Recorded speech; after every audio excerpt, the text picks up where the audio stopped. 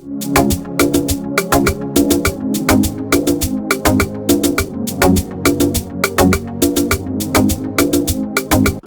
of regulatory control of the Enugu electricity market to the Enugu State Electricity Regulatory Commission, EERC, it seemed to have put its foot down in maintaining the regulation in Enugu's electricity market.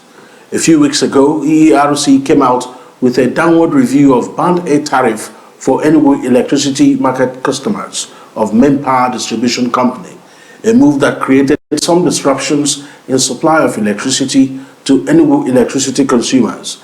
Despite the push and pull that followed the downward review, have all the disruptions been sorted out?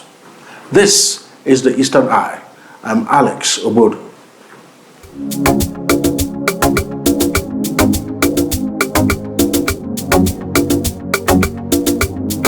Eastern Eye, a program that X-rays the political, social, and economic developments around us. Joining me tonight is Dr. Sebastine Chukwuebuka Okafor. He's a journalist and academic. You know, I mean, if you see him somewhere he likes, you can call him Bukastro. Yes. Thank you for joining me on the Eastern Eye tonight. Thank you, Alex. I had to reserve the Bukastro last because I wanted you to Google and you did. So I'm sure that with everything that we've seen in Enugu in the past few weeks regarding the downward review of the tariffs, not quite a number of people were expecting the disruptions that followed. How did you greet that disruption, especially when it was time for the MainPower Distribution Company to implement the decision of EERC? First of all, I was badly affected by the disruption because going for 17 days without electricity, was like staying in a hellfire for over 2 years. And that prompted me as a journalist, who is a trained investigative journalist, to at least take a look into what could have happened. And as an energy consumer who has businesses where my sources of income is dependent on the electricity, the availability of electricity, I felt very, very bad because of the millions of naira that I lost. Truth be told, I lost over 13 million naira within the few days, or let me not say within the 17 days that we were in total darkness. And when you look at it, yes, EERC, what they did was fine, because the statement by the chairman sometime in July, I think 18th of July, was something that I personally welcomed. And I said, wow, if this thing can happen in Enugu, it means that actually the state government vision of growing the GDP from $4.4 billion to $30 billion is feasible. But however, when the time for implementation started, there was a kind of power outage in some areas, and others began to enjoy power supply, full power supply, that they started begging that at least off the light for about 3 minutes or 5 minutes. People were begging MainPower to off light. And I felt very, very bad because if you look at areas such as Independence Layout, GRA, about 2% of Albany, 2% of Nsukka, they were enjoying full electricity those periods. Now, what about people who are based in areas that survive on energy, areas that are known for their ability to deal with MSME? You look at Ngo, where people run poultry farms. You look at parts of River Valley, where people are into ice block. You look at parts of Gariki. You look at majority of Nsukka town, so on and so forth. They were in total blackout. Now, what could be the problem?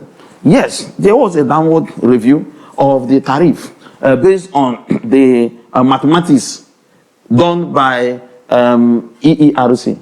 But after doing the mathematics, I feel that they didn't do their mathematics properly.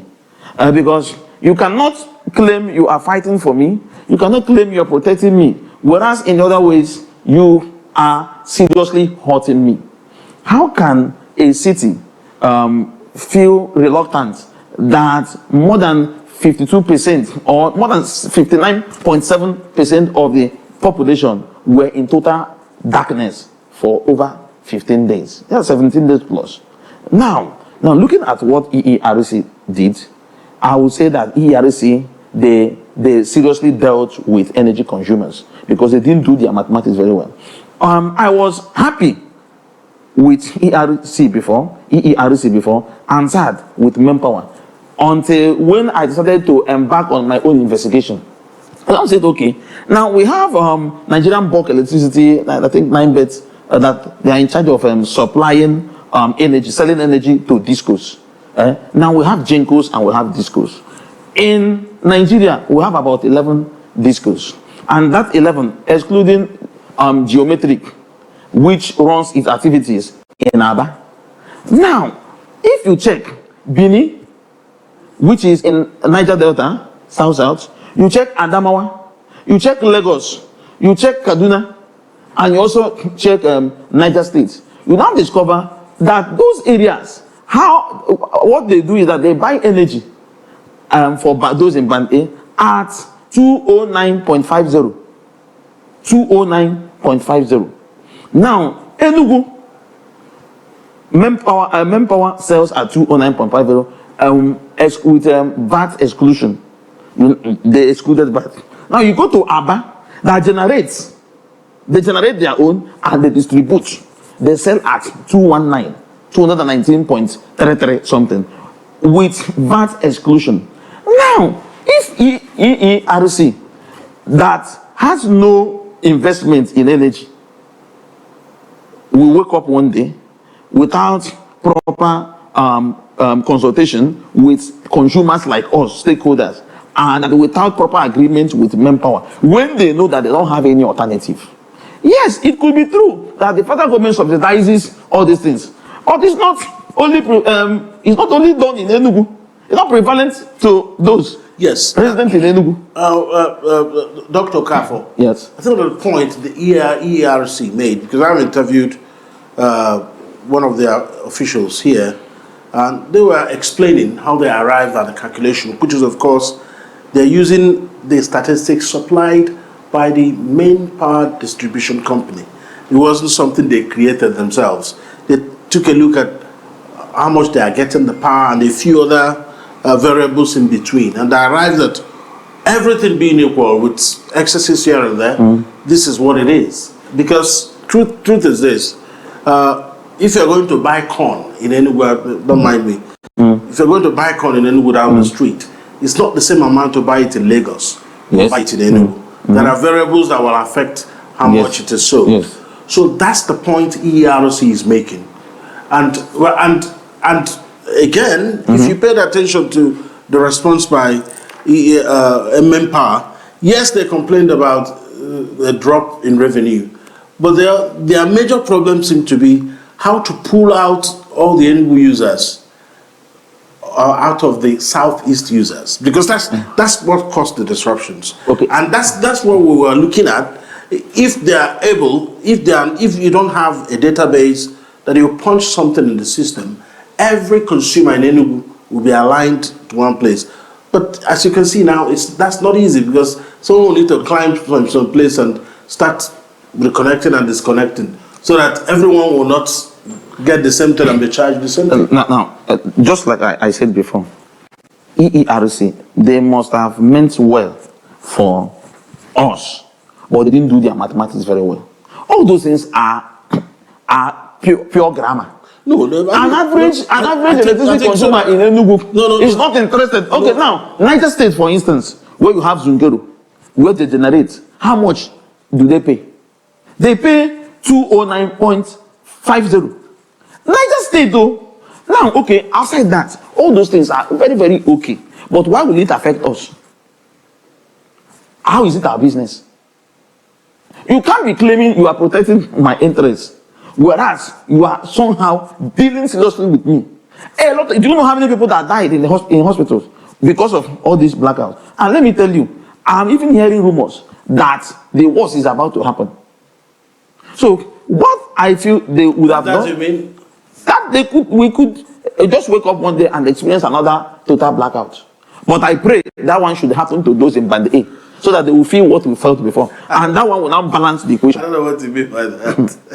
Because yes, now we've been in total darkness for 17 days All right, so what you would actually say this because those in band also had their fair share of worries, because some of them for days after that thing was implemented, they couldn't vend. But they went to their office and they paid and they got energy. No, at that time, the announcement was made that for now that those in band A cannot vend. It's only those from B, C, D, blah blah. They are the ones that can vend.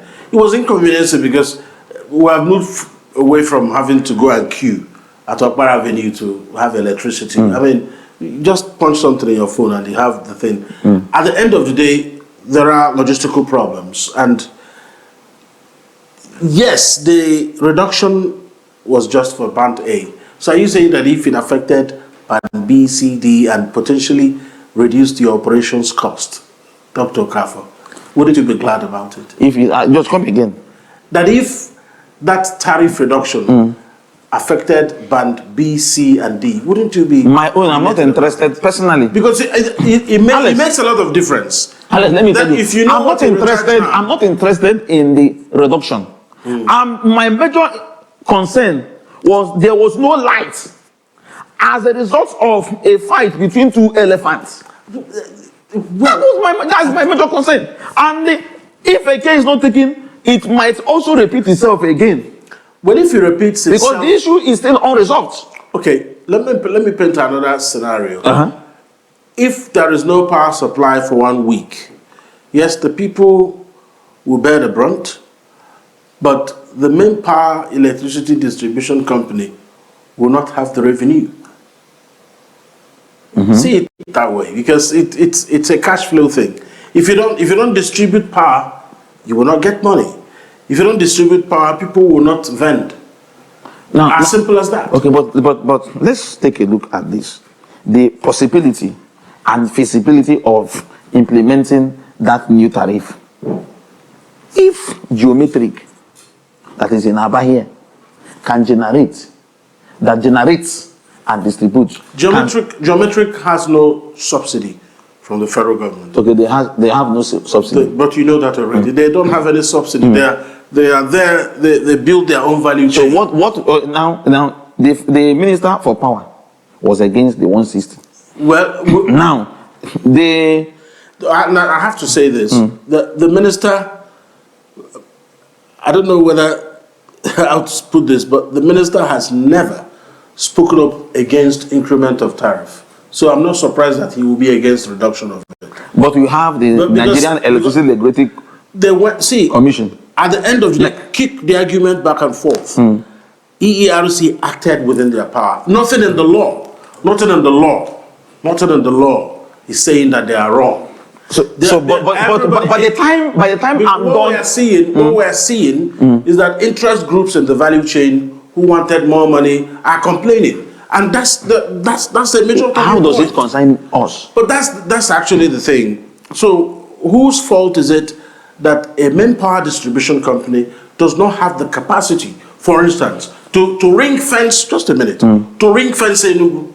If they are told to ring fence Enugu within 24 hours, the people, that if they say that this is what they do, by the time they created the MainPower Distribution Company, they knew this was coming, because the regulation for Enugu is for Enugu State. So why didn't the state government attract other investors to create competition in the business? Okay, why were they in a haste to pull out from the national regulation to create their own, knowing fully well that such thing can or will happen? Who do you blame?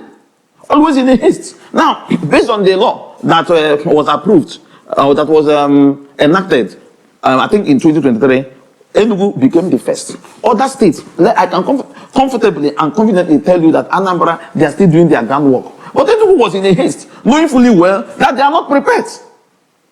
So, had it been, okay, now let me tell you, are you very much aware that when they gave MainPower the license, it was for a period of 5 months. They reviewed it and added extra year. Now, looking at it, another company, which I've forgotten the name, was also given the same license to generate, so that others can now come and distribute. What did they do? After doing their mathematics, they said For us to do this thing effectively and efficiently, that means the tariff should be 250. The state government allegedly said no.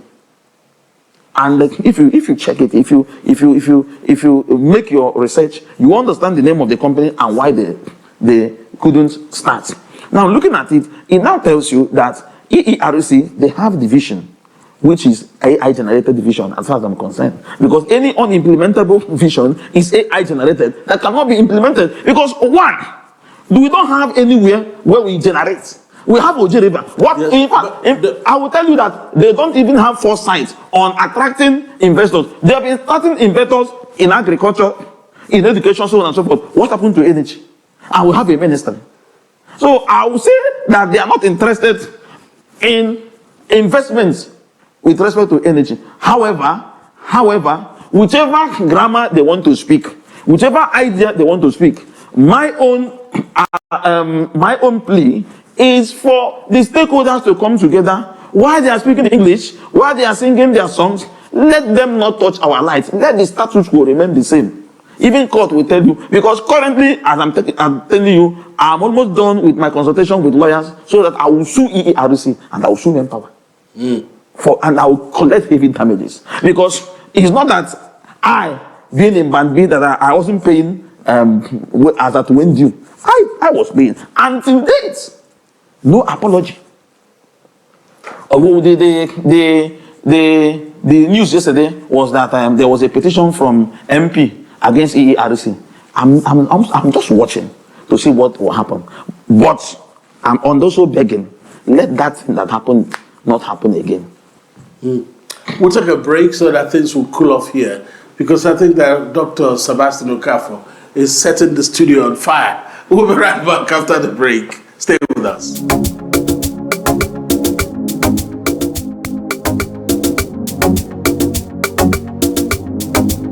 Now here on Afia TV, a program that x-rays the political, social, and economic developments around us. My name is Alex Ogbodo. I still have here with me Dr. Sebastine Okafor Bukastro. He's a journalist and a scholar. So he's still worried that his power supply to his businesses and his household has been disrupted. By the way, is it back? Yes. I think 12:07 a.m. Wow. Saturday morning. It must have really been quite a time. I was following the issue bumper to bumper in post. So let me understand this. Did you make any formal complaint either to MainPower or to EERC? Yes. Who did you make a complaint to? Yes, I wrote to MainPower. Okay. Did they reply? And I was invited. Okay. So when I came there, I was mad. Then I put a call across to a staff of EERC. They didn't take my call. Later, I called and called. They said they started telling me stories. You understand the point? Now, that was what prompted me to say, okay, let me even check what others are paying outside Enugu. And then put a call across to somebody working in geometrics. And I was told 219 with the VAT exclusion. And then put a call across to somebody working in Benin Electricity Distribution Company. I was told 209. I also called Kaduna. I also called Abuja AEDC. I also called Yola Adamawa. And I was like, okay, since this thing is for our own good, maybe let the two elephants go back. And in fact, I even suggested something to MP. Let me tell you what I suggested to MainPower. The person that I met, I said, fine, since you people are still dragging, and we've not had electricity for 17 days. That time it was 15. What you need to do is to cut off those in band A and also balance it. Give us for 15 days. Be sharing it. Because sometimes in some areas, you have a situation whereby streets, these people will have light this week. Next week, they will be sharing their power supply. Why not do that? Or you bring us back to the status quo. Whenever you are done, whenever you must have concluded your mathematics and your English, you can now counterbalance.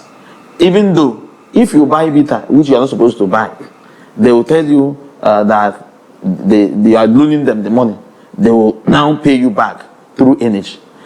So if after all said and done, maybe the fight takes 5 years, 3 years, 2 years to end, you can now say, having done this and that, let MP refund us. They can now refund it with energy. But for the time being, please, let there be light. Or either to us, then those who have been enjoying should also witness what we've witnessed. That is where you get justice. Or bring us back to the status quo. An average Enugu person, an average Southeasterner is not interested like that in the amount you charge. He's interested in the services.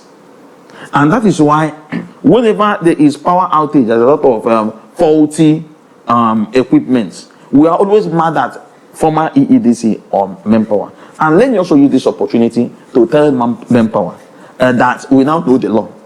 Personally, I now know the law on my own right as an electricity consumer. So finally, you understand that EERC has opened your eyes. Yes, I now know the law that equipment such as transformers, electricity poles, so on and so forth, there are ones that they are supposed to fix within certain days.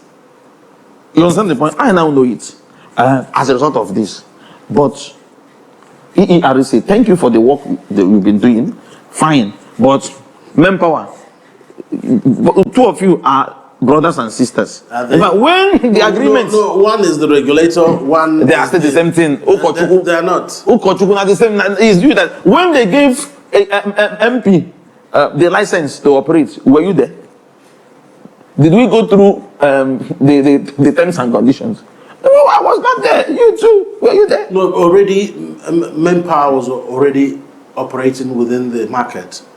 So it's just a question of trying to create another entity that will operate under the regulation of EERC. So because there's no way they will operate with the name EEDC under the Enugu Electricity Regulatory Market. That's the reason why they had to change their operational name. That brings me back to what I said before. Why always in a haste? What do you mean by why always in a haste? Because what do you really want? You want them to say, okay, let's set a committee and wait for 4 years. So when in your thinking would have been the right time to start implementing this? We must have had alternatives. Alternatives like what? Alternatives like other companies. We might have Bucastro Energy Limited, Alex Energy Limited, competing with MP. No, you will have to have the regulator in place in order to have people come to play in the market. You cannot. You can't have people after 2 years coming into you can't have people coming into a market that is not regulated. Someone must be the regulator who will accept license and vet whatever anybody is trying to do. Why haven't they been able to attract investors since they are good with what they are doing what they do? I think that because of this, I might be forced to invite EERC to talk to us about what has happened within their ranks beyond MainPower. Yes. I might try to have them tomorrow. We have Ojeriva. We have Ojeriva. But remember, it is not the duty of EERC to build anything. Their duty is to regulate. But they can also help the state government to attract investors. Well, when I invite them, they will come and tell us what they have done and what they expect to do in the months and days to come. Because I listened to a radio program a few days ago where one of the mouthpieces of the state government said that EERC are independent.